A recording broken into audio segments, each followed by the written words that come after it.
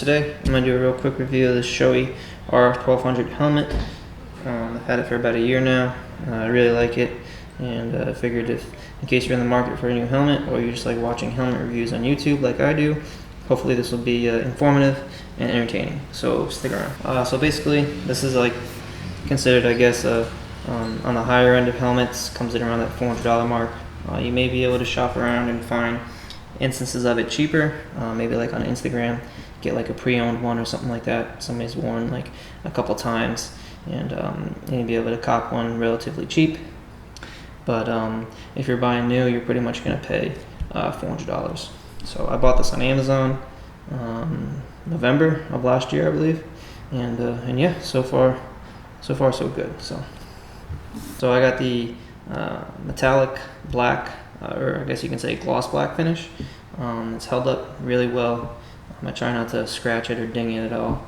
And the only thing that's kind of happened is I got a little bit of a battle scar on the Shoei logo here, because I got a little overzealous with my helmet lock on the DRZ, and didn't realize that I had it rubbing up against a tire.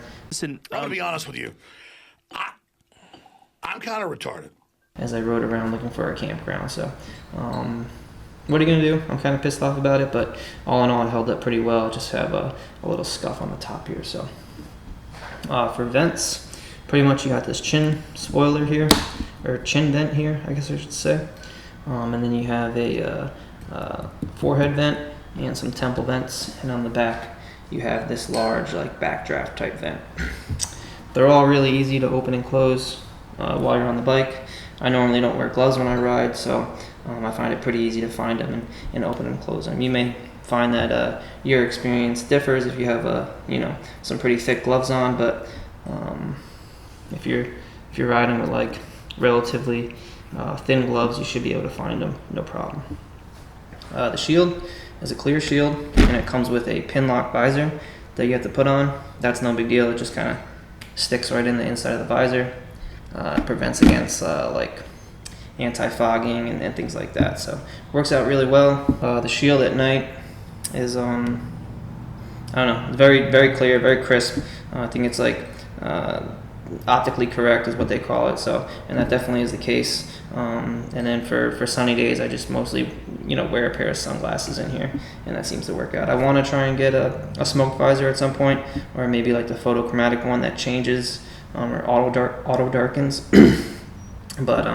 But those are pretty expensive, so I'm still holding off on that. That may be something I look forward to in the future. To lock this, basically, you just kind of click down and it locks.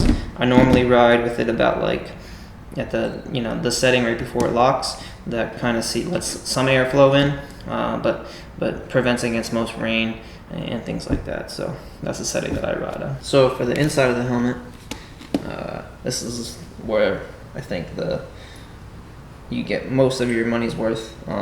It's very comfortable. It's the highest quality interior of a helmet that I've seen, and anybody that does long rides knows that any slightest bit of discomfort on a helmet gets amplified the longer you ride, and I haven't noticed that with this helmet at all. Everything from basically like the strap here with this extra fabric, to the little added neck protection, to the forehead cushion here.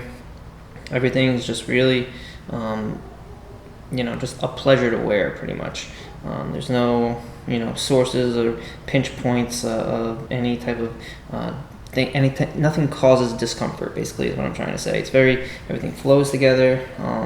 Everything's very comfortable, and it just feels very secure on your head. So the interior of the helmet, I feel like is probably its biggest selling point. So how this helmet fits, if you're going to put like a comm system on, it's really well thought out by Shoei. They have the pads that remove on the inside to put the speakers in, and then you can run the cable on the back of the helmet, tuck it out of the way, real nice and clean.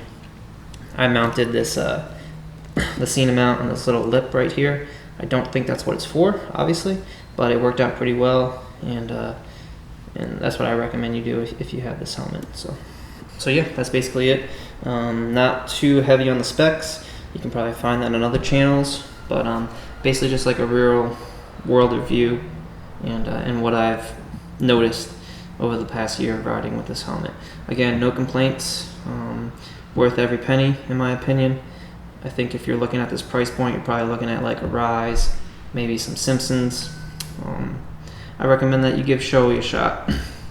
Go try them on, see how you like them. They're not for everybody, obviously, but for me, I like the clean, like professional look, and more so than the Simpson. The Simpson's a little bit too tough guy for me, and I don't like the protruding chin type thing that they got going on.